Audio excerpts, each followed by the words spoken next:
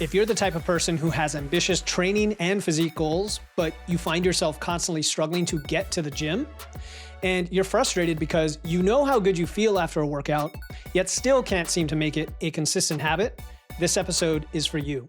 Today, we're uncovering the hidden psychological barriers that keep you from working out consistently, even when you know how important it is for your health and physique goals. You'll discover why it's not about laziness or lack of discipline or willpower, and how to shift your mindset to finally break free from dreading going to the gym. Whether you are a seasoned lifter and you're hitting a motivation wall, or if you're a newbie struggling to establish a routine, this episode will give you the tools to transform your relationship with going to the gym. Welcome to Wits and Weights, the show that blends evidence and engineering to help you build smart, efficient systems to achieve your dream physique. I'm your host, Philip Pape, and today we're tackling a topic that plagues even the most dedicated fitness enthusiasts and lifters: why it's so challenging to get yourself to the gym consistently. You've got the intention to go, you've planned your workouts, you've written them down in your log or your workout app, and then when the time comes, you find yourself making excuses or feeling unmotivated. It's very frustrating, especially when you know how good you'll feel once you've accomplished the training session. But the truth is, it is not about laziness. It is not about willpower, because there's actually a deeper psychological mechanism at play. And once you can understand it, which is what this episode's about, you can hack your motivation and you can make consistent workouts feel almost effortless. Now, before we get into it, I have a quick favor to ask. If you enjoy the show, if you get value from the podcast episodes, I would be grateful for a 5-star rating in the app that you're using right now to listen to the show. And if you're feeling extra generous, a brief review would go a long way towards supporting us as well. Believe it or not, only a small fraction of followers take the time to submit a review, such as Whitey0414, who said, quote, "I listen every chance I get and always walk away with something, if not multiple tips and techniques to maximize my time during my workouts," end quote. So go ahead, submit a rating and review, and I would love to give you a shout out on a future episode. All right, now let's get into today's topic on the hidden reason that you're skipping workouts and how to get motivated to go to the gym consistently. And I'd like to kick things off by addressing the struggle to get to the gym. What is that all about? And I want to do it in the context of a listener who inspired this episode.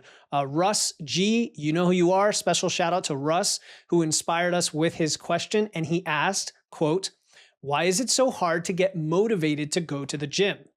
Once I'm there, I don't mind doing the work, and I always feel awesome when I'm done. So why is it a struggle to start?" And I believe Russ followed up to say he actually has a home gym. So it's not even the getting out of his house to go there, which is an important point.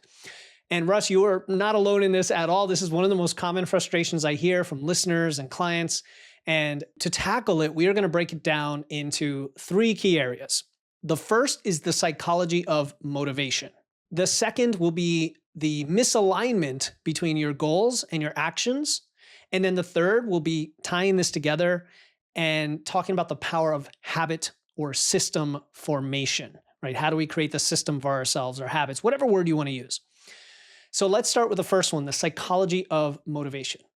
In the field of psychology, there's a concept called temporal discounting. This has nothing to do with time travel, but temporal does mean time, and it refers to our tendency to place greater value on immediate rewards compared to future benefits. It's somewhat tied to instant gratification.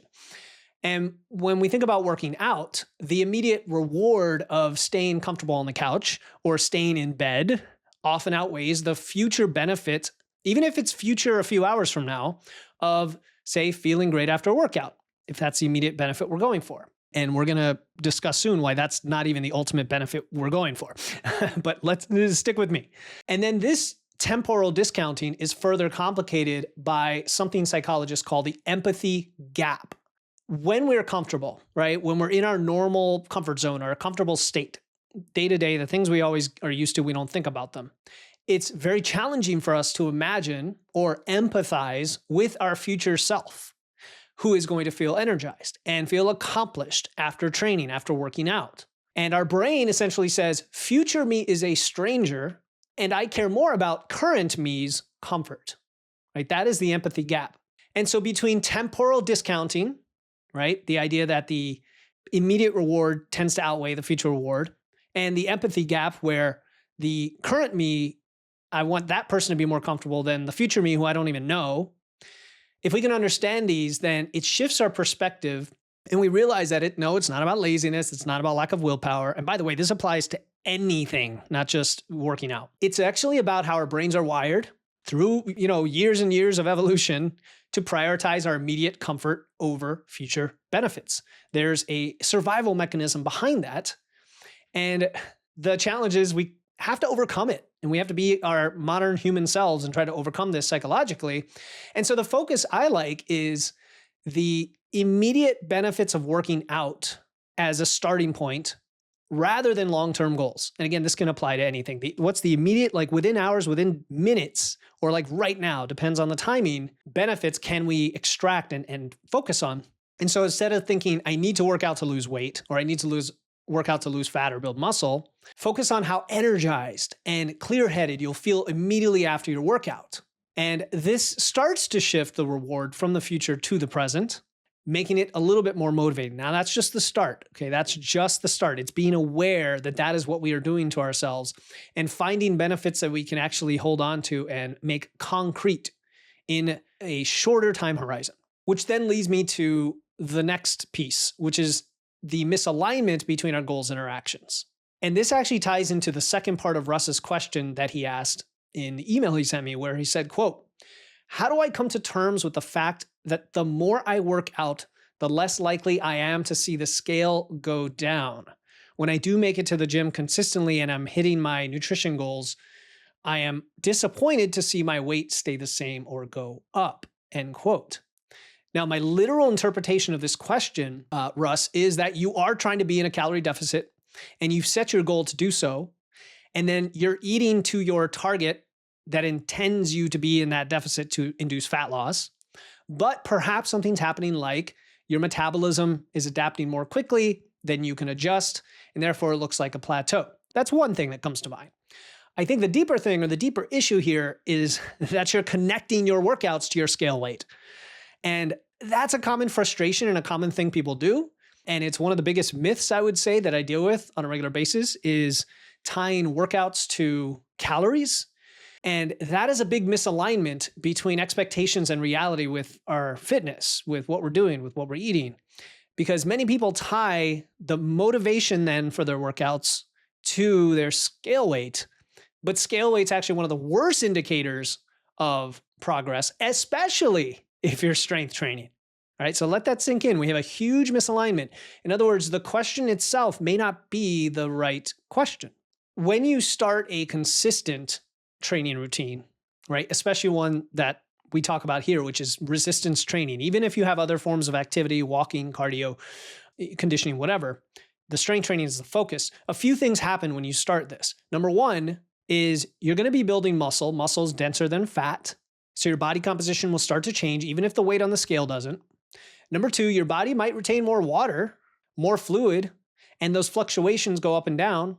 Maybe you started taking creatine, for example, but even the muscle repair, the inflammatory process, the adaptation of building muscle, especially if you just started this, can cause weird changes in your scale weight. Your metabolism could go up and cause you to have a higher appetite. Maybe you're consuming more. Now, you said you're tracking, so I assume you are actually consuming what you think your target needs to be in a deficit, and you've set your goal properly for that deficit, in which case that's not exactly the issue. Anyway, anything going on when it comes to building muscle can lead to the scale changing in ways that we don't expect. It could go up. It could stay the same. Even as your body composition improves, even as you are in what you think is a deficit, and now your body's compensating because you've got more muscle. Like, by compensating, I mean weight on the scale, where it would have gone down because you lost fat, you also gain muscle at the same time, and then it doesn't budge. And even the tracking app is like, I don't know what's going on. I gave you what should be your deficit based on your maintenance calories, but it's not working that way. And if you only care about scale weight as your measure of success, it's incredibly demotivating. And it's okay to monitor the trend in scale weight over time as one data point related to your nutrition related to your calorie deficit. In fact, we had dedicated an entire episode about this 2 weeks ago about why weight loss always fails. It's exactly about that. So go check it out 2 weeks ago on a Monday. But it's not helpful. The scale weight is not helpful if you're tying it to your workouts. We don't exercise to burn calories. We train to build and preserve muscle. That is it. There's always a little side effect, a little bonus from moving more. And that is we do tend to burn more calories, but we don't do it for that reason. We do it to stay really active, to be able to eat more, to support ourselves with our nutrition, and then to be able to build muscle with all those resources coming in. So my philosophy here is let's shift our focus to those performance-based goals, right, Russ? How much weight can you lift? How many push-ups can you do? How do your clothes fit? How is your energy throughout the day? These are often much better indicators of progress and can be incredibly motivating because they directly correlate with what you are doing, with your actions tying to your goals. And remember, those goals, based on the first thing we talked about, right, temporal discounting and the empathy gap, we're trying to have as immediate rewarding goals as we can so we get those quick wins. And if that is go into the gym, squat 5 more pounds than you did last time, and you're motivated to do that and you do it and you get it, and now you know that that ties into your strength and muscle, it all aligns. There's no dissonance there. Because remember, Russ, when you're consistently working out and you're hitting your goals, you are making progress, even if the scale doesn't reflect it immediately, as long as you're tracking all these other things. And if nothing is progressing, that tells you something too. But you can't just use this one data point to tell that. Then once you are tracking those things, then you have to trust the process. There's definitely an element of patience and time, of course. And the more signs of improvement you can find beyond the scale, especially in that immediate time horizon, the more easy it will be to motivate yourself. Action, result, motivation, not motivation, action, result. Action, then the result, then the motivation, but we need that result to happen pretty quickly. So this brings me to the third piece, because if you're not convinced, if you're still like, but wait a minute, this still doesn't get me out of my bed to go to the gym, let's talk about the classic process of habit formation. Habits, systems, I really don't care what language we use there because it's the same thing in practice. It's doing something that you don't have to think about fairly automatically because it's just what you do. But there's a process to getting to that point. And that is how we make anything we want to do easier in the sense that we're going to do it, not easier in the sense that the thing itself is necessarily easy. Makes sense, right? Because once you get to the gym and you start working out, oh man, it can be hard, and it should be hard. It should push you, but you've started it, and so you're going to finish it. It's very easy to finish at that point. Easy to finish, not easy to do. Different concept. And then it requires less mental energy and willpower, much less. In fact, hopefully very, very close to zero is what we're going for. So what do we do to form that habit in the first place? Well, we have to create consistency. Okay, now that sounds like a chicken and egg problem. And we have to reduce friction. So that's the one I really want to focus on. This is pretty easy to do. It just requires a little step, a little bit of effort, such as setting a specific time for your training in the morning and sticking to it. And by sticking to it, I mean you've got it tied to your alarm, to a reminder. You've delayed anything else you need to do past that point, whether it's getting your kids ready for school, whether it's starting your first meeting in the morning. You've arranged your entire schedule around working out in the morning, even if it's going to be a short session. You've made it as easy as possible to start the workout by laying out your workout clothes and or gym bag and equipment the night before, by pre-logging your exercises, your sets, and your reps in your app or your notebook the night or the week before. I like to plan out my entire week. In fact, I use Boostcamp, an awesome app. You could download it in the show notes near the bottom. I use Boostcamp because I can create a custom program for the next 7-week block where I have 6 weeks plus a deload, and I can preload everything in there. And now it's super easy to go into the gym for the next 7 weeks and it's all set up to go. Or if you're using someone else's program in the app, same thing, it's all set to go. Set up your equipment in advance. Russ, you have a home gym. So anybody who has a home gym, this is really easy to do. Not only can you arrange your workouts so that you can use the equipment that you have in as easy an order as it makes sense, right? A sequence. Like if you're going to do a leg press and a leg press calf raise, we'll do them back to back or even superset them together. You can also set up your equipment in advance. So set up your incline bench, set up your bar, set up your hooks, set up your rack, set up your plates, whatever, so that, again, it's as easy as possible. Not only is it easy, Russ, or everybody listening, you've actually done so much work ahead of time to get ready for it that it would feel like a huge disappointment to yourself. It would feel demotivating to not go to the gym, if that makes sense, right? Because you've done all this already. Another powerful technique I like is habit stacking. Now, there's two techniques that get conflated from James Clear's Atomic Habits. One is called habit stacking. One is called temptation bundling. So habit stacking is tying or anchoring a habit to an existing habit, whereas temptation bundling is tying some new habit you want to form to something else that you do that may or may not be a healthy thing. Like it may not be the most positive thing, like binging Netflix, but you tie it to walking on your incline treadmill, for example. Or it could be something that's neutral, like listening to a podcast and tying that to your walking outside, whatever. But the habit stacking is stacking those habits on top of each other and linking them together and saying, okay, after I have my morning coffee, I'm going to do my training, and then even if you didn't feel like it, now you're having your coffee. Oh, that triggers your brain to then want to go to the gym. It's kind of like these naturally go together. So I'm going to do that. So there's a lot of techniques like this. I'm not going to spend too much time today on the how-to. And again, the goal is going to be perfect. And like every single day you're going to do it. It takes a little bit of time to build that consistency.